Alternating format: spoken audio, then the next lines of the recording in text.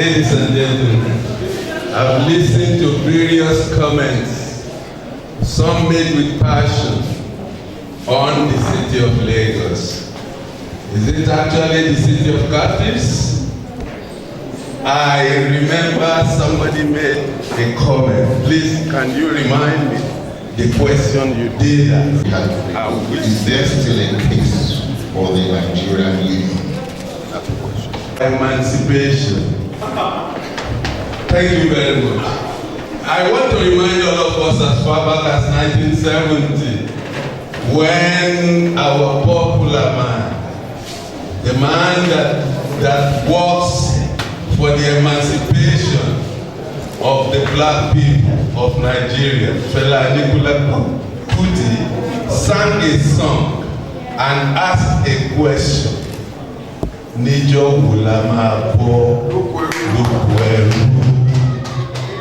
It is still valid till today. When shall we be free from slavery?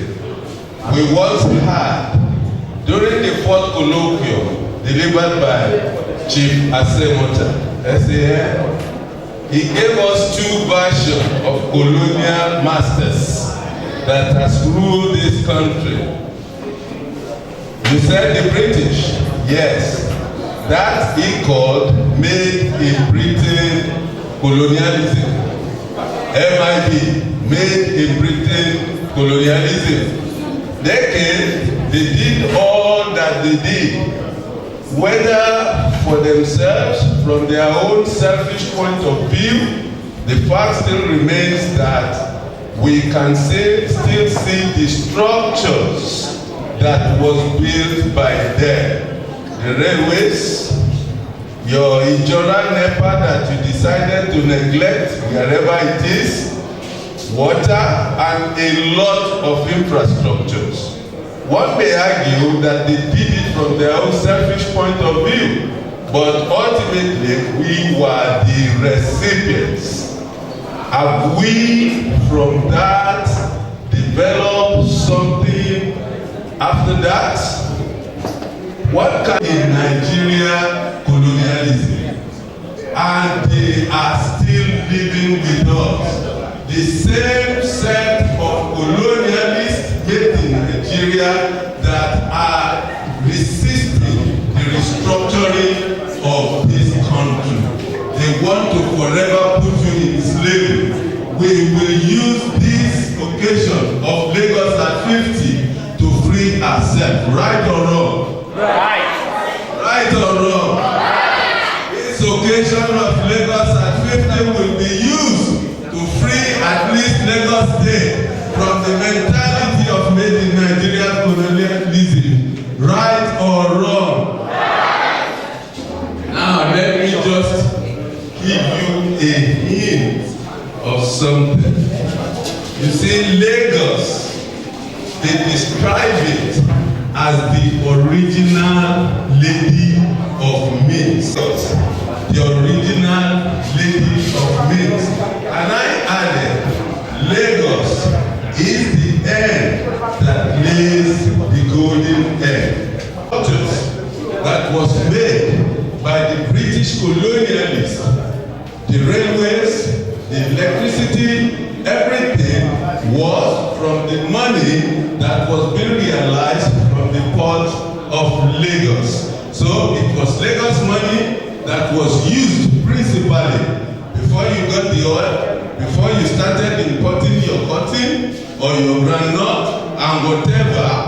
The money that was realized by the British masters from Lagos was used to develop the first set of infrastructures.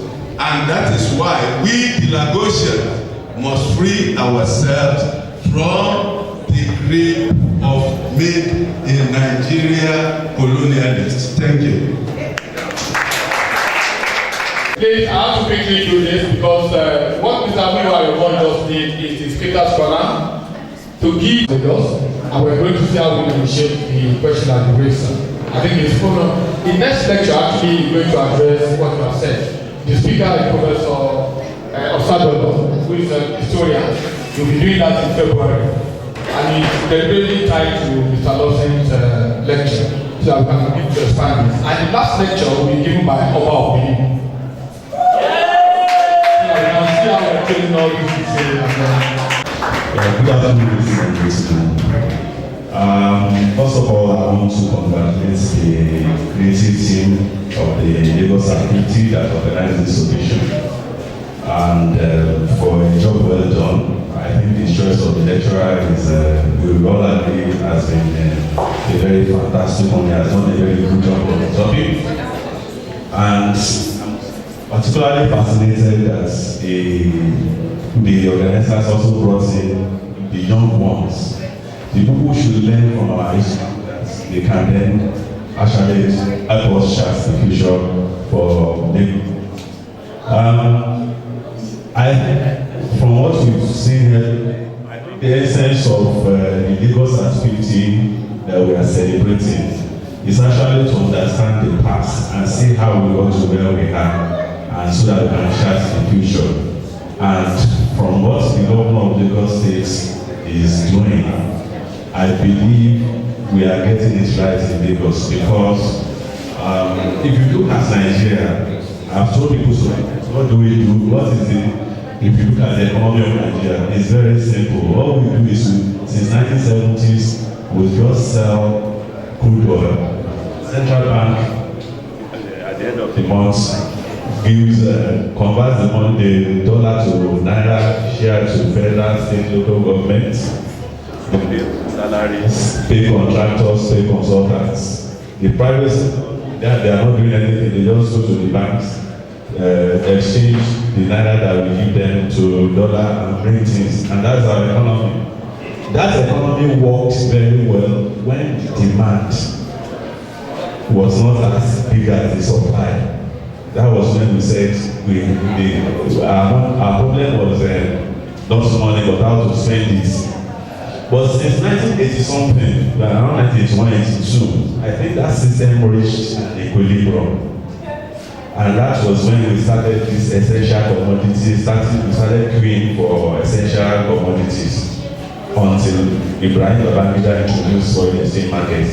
And if you look at it since then, we've almost 1 to 1 naira to dollar. We now have around 500 naira to $1. And because we've not done anything different, I can assure you that with what we are still doing today, the bond, it will still go to 1,000 to 100. Except, yes, because we have not done anything different. So, except we do something different, then we can then get good results. And that is why one of the things that we are doing in Lagos State is because we know we are not in control of the economy of the country.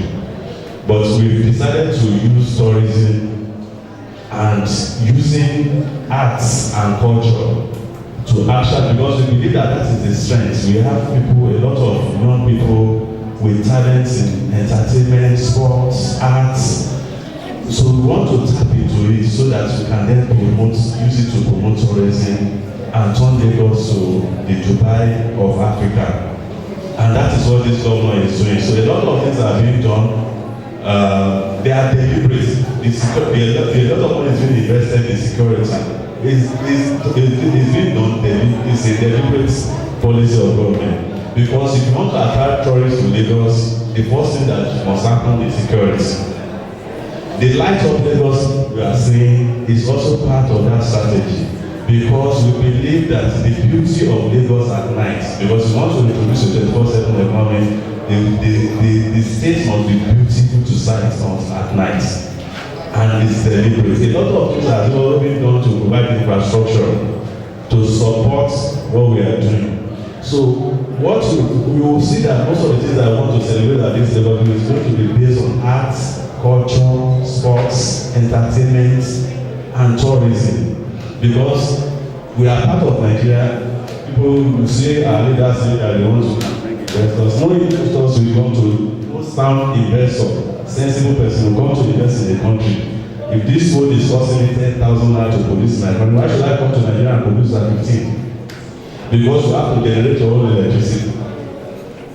The cost of production in Nigeria is high. Anybody coming to invest in Nigeria is just coming to invest initially and take our money out.